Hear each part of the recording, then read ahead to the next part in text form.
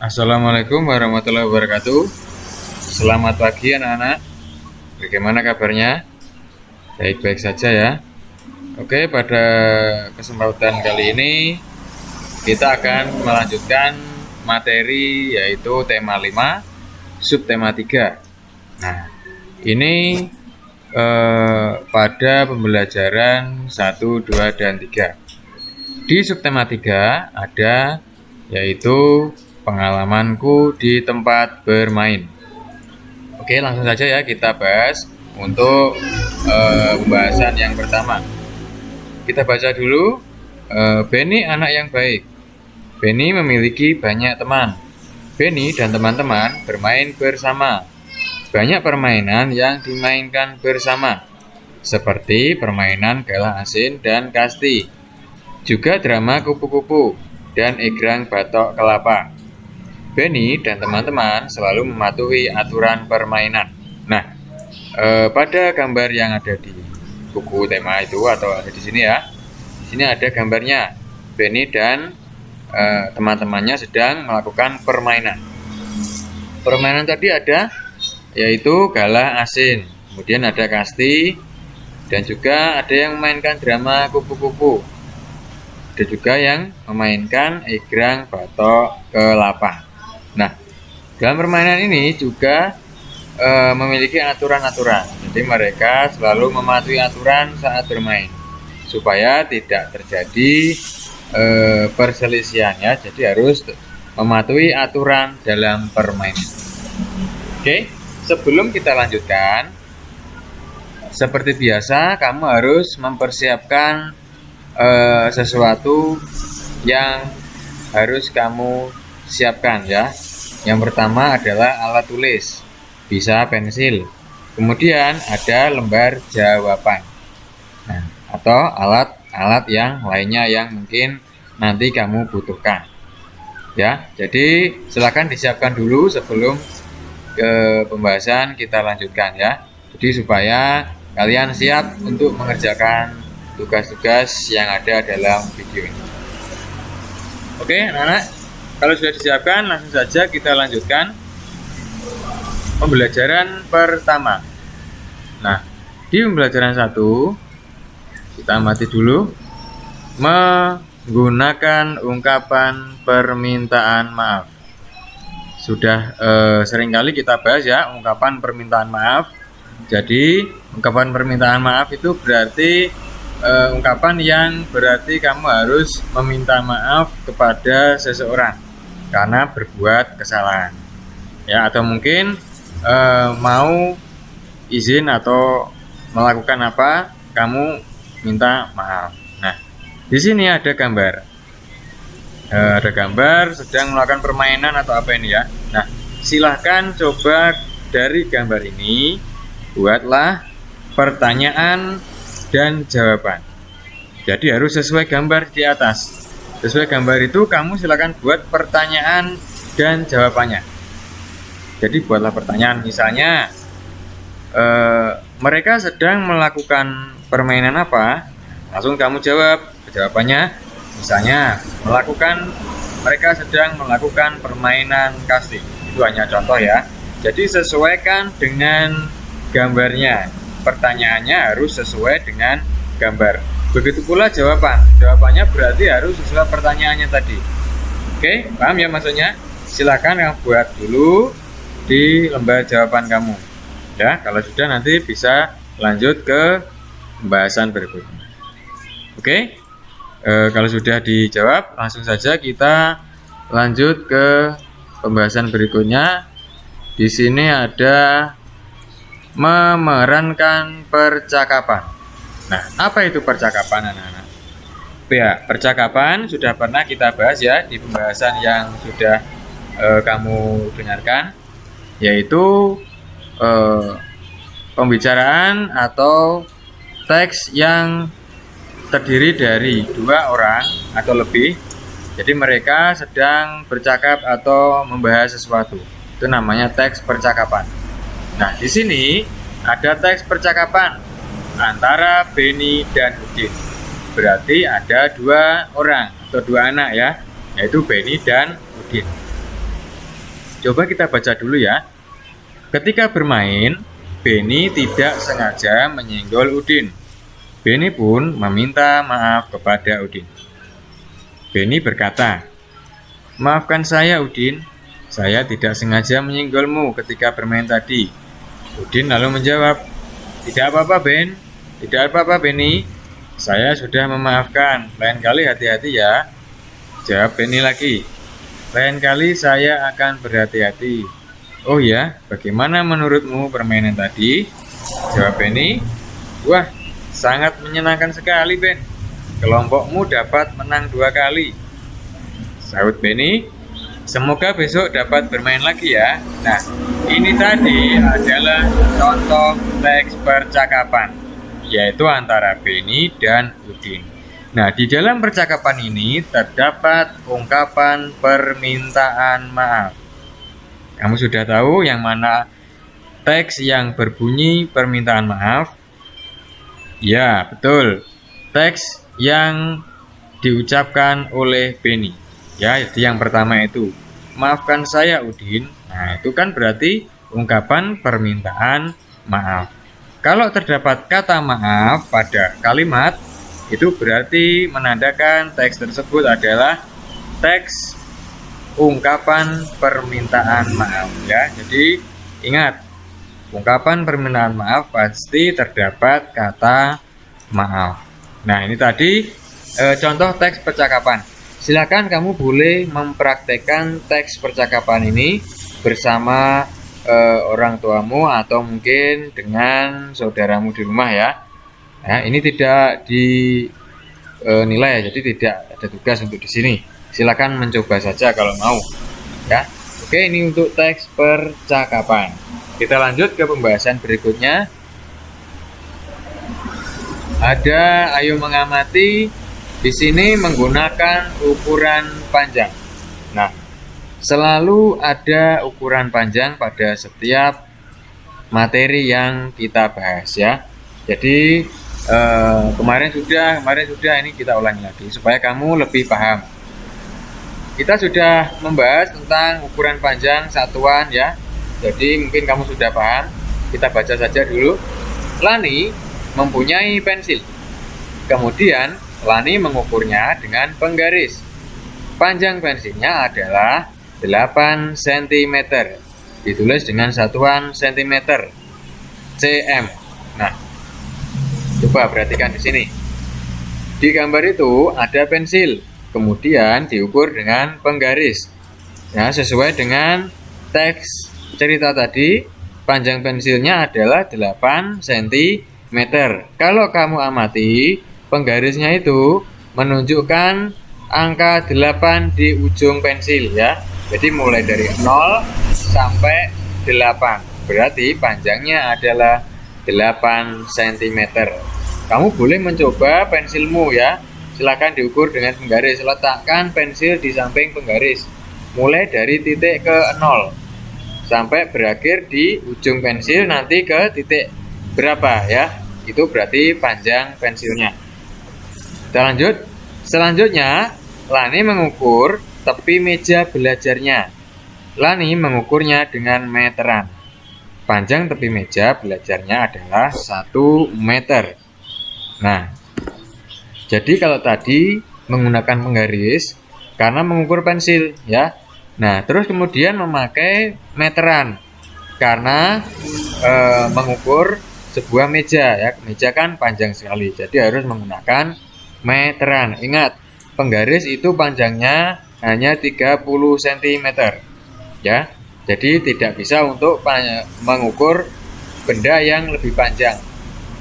Nah, kalau benda yang diukur adalah meja atau mungkin panjangnya melebihi penggaris, itu harus menggunakan meteran. Jadi supaya diingat, kamu harus membedakan antara penggaris dan meteran. Oke, kita lanjut. Nah, ini ayo berlatih. Nah, panjang pintu kamar 2 meter. 2 meter sama dengan berapa sentimeter? Nah, silakan dijawab di lembar jawabanmu ya. Ini adalah tugas yang kedua. Ini tugas yang kedua. Kita lihat dulu yang nomor 2. Panjang bambu 400 cm. Panjang bambu tersebut sama dengan berapa meter? Nah, ini adalah konversi satuan panjang ya. Jadi dari cm diubah ke meter, atau sebaliknya dari meter diubah ke cm. Ingat, 1 meter itu sama dengan 100 cm, atau sebaliknya ya, 100 cm sama dengan 1 meter. Kamu tinggal mengubah kelipatannya saja. Kalau 2 meter berarti 200 cm.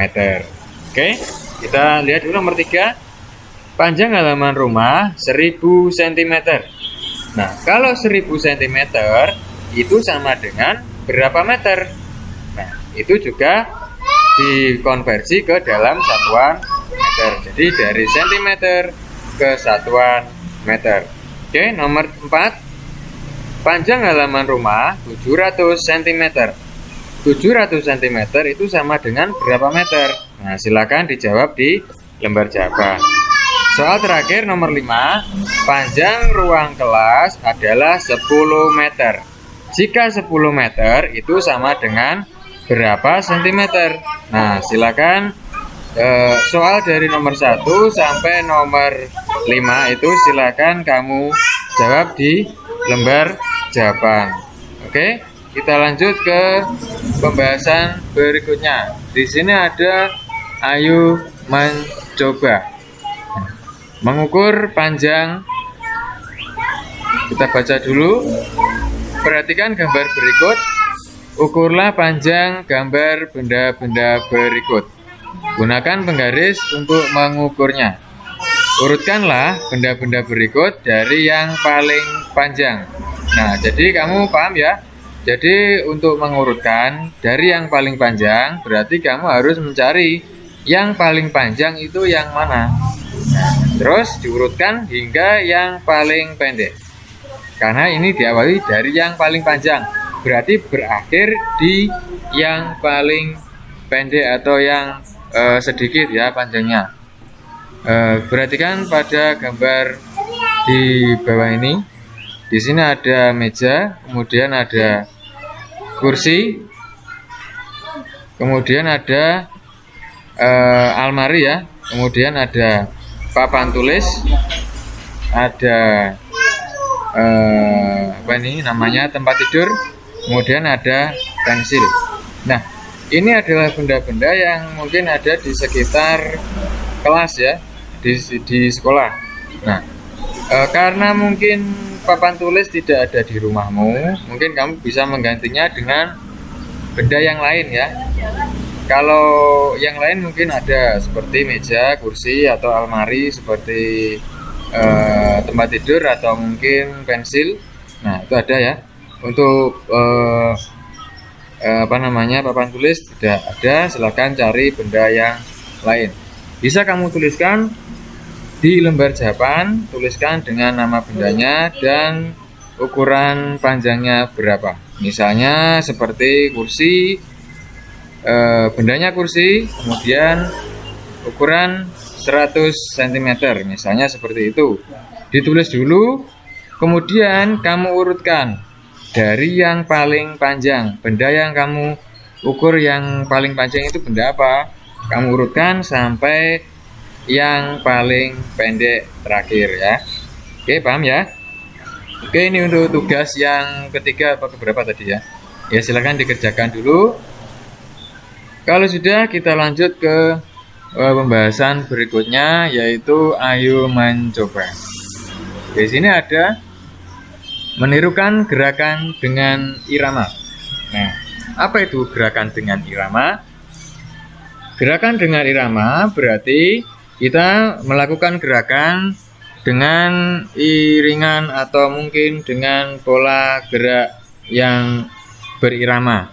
Nah, ada contoh gambar di sini. Ya, kita lihat ini gerakan bergoyang ke kiri dan ke kanan. Kamu bisa melihat dari gambarnya itu posisi kakinya bagaimana, kemudian digerakkan bergoyang dari kiri ke kanan. Silakan kamu boleh mempraktekannya. Kemudian yang gambar kedua, Ini gerakan bergoyang ke depan dan ke belakang. Kita bisa melihat dari gerakan tangan itu posisinya ke depan kemudian ke belakang bergantian ya. Gerakan boleh dipraktekkan. Nah, kamu bisa melakukan gerakan-gerakan ini bersama orang tuamu atau mungkin bersama saudaramu di rumah ya. Kemudian boleh juga kalau melakukan gerakan ini bisa menggunakan iringan lagu ya, bisa ya menggunakan iringan lagu, nanti biar menjadi sebuah gerakan tari. Oke, kita lanjut, kita masuk ke pembelajaran kedua. Ayo membaca. Menggunakan ungkapan permintaan maaf. Nah, ini sudah kita bahas ya. Kita lihat di sini ada teks percakapan antara Benny dan Lani. Nah, kita baca dulu. Lani, ayo tangkap bola operanku. Aduh, operan Benny terlalu kuat.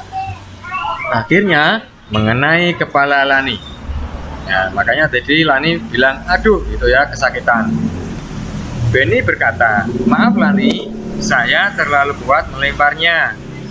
Tidak apa-apa Benny, aku juga kurang siap menangkap peranmu. Terima kasih Lani, aku berjanji lain kali akan lebih hati-hati saat mengoper bola. Ya Benny, ayo lanjutkan permainan ini. Nah, di dalam teks percakapan antara Benny dan Lani tadi terdapat teks atau kalimat ungkapan permintaan maaf. Kamu sudah tahu ya? Nah, berarti kalau sudah tahu, kamu sudah paham. Jadi ungkapan permintaan maaf itu pasti ada kata maaf. Mana yang ada kata maaf itu berarti ungkapan permintaan maaf. Oke, ini tadi teks percakapan antara Benny dan Lani. Jadi nanti kalau ada soal, kamu harus mencari teks ungkapan permintaan maaf. Kamu harus tahu ungkapan permintaan maaf itu diawali dengan kata maaf. Cari saja yang kalimat yang ada kata maaf. Nanti pasti ketemu. Oke, kita lanjut. Nah, perhatikan gambar di bawah ini. Kira-kira mereka sedang melakukan apa ya? Nah, coba kita baca dulu. Bagaimana kalau bermain bola kasti? Baiklah teman-teman, kali ini bermain bola kasti. Setuju. Nah, kira-kira ini sedang melakukan apa ya? Ya, betul. Ini sedang melakukan diskusi atau juga musyawarah ya. Kalian tahu kan diskusi atau musyawarah? Ya, membicarakan atau membahas sesuatu sehingga menghasilkan tujuan yang disepakati bersama. Nah, itu namanya musyawarah atau berdiskusi. Nah, ini juga bisa kita praktekkan dalam kehidupan sehari-hari.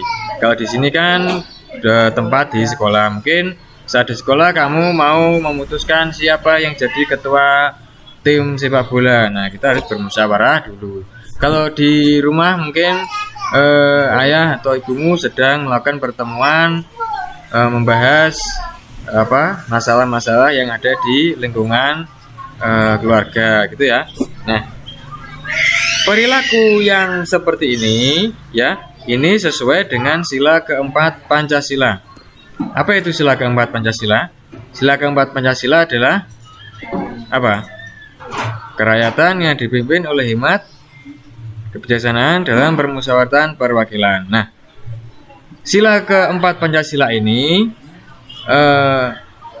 sikap yang bisa kita contoh atau perilaku yang sesuai dengan sila keempat yaitu bermusyawarah ya atau berdiskusi. Jadi kalau ada perilaku yang menunjukkan bermusyawarah seperti yang ada di gambar ini, itu berarti contoh sila keempat.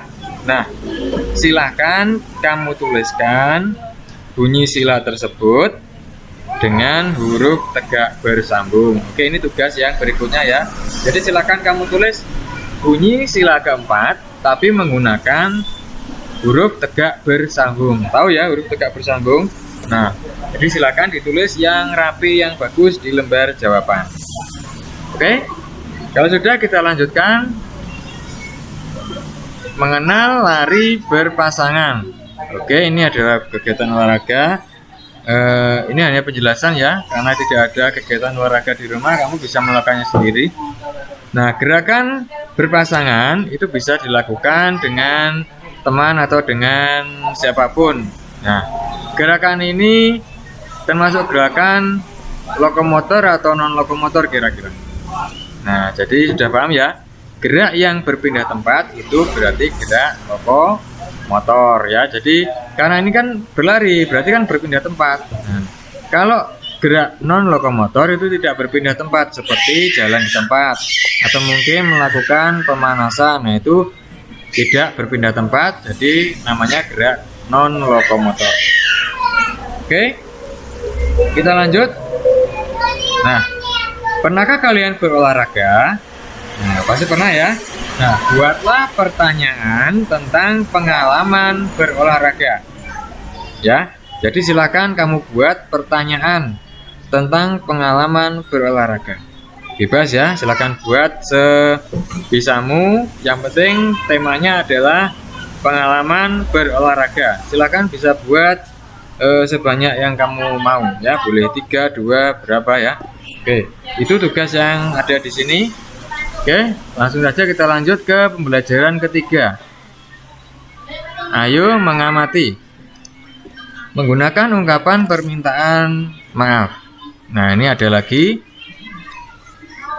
Udin, Siti mohon maaf lupa membawa bukumu.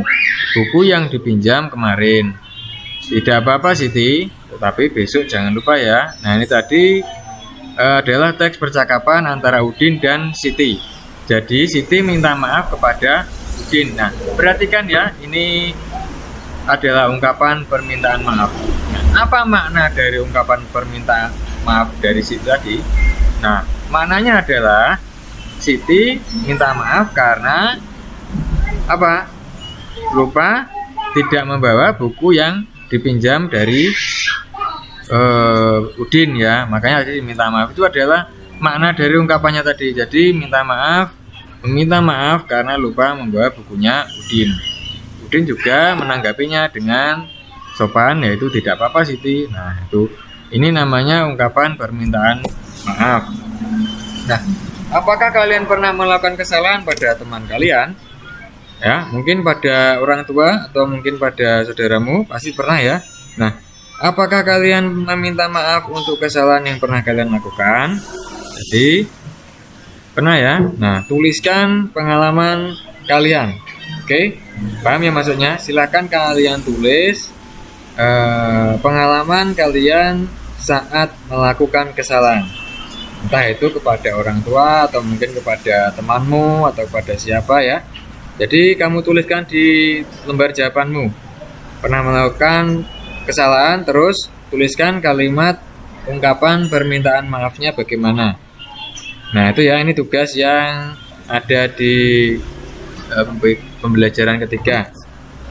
Oke, silakan ditulis dulu. Kalau sudah, kita lanjutkan ke pembahasan berikutnya. Nah, ini ada teks, namanya adalah soal cerita. Ya, ini ada soal cerita, silakan dijawab di lembar jawaban.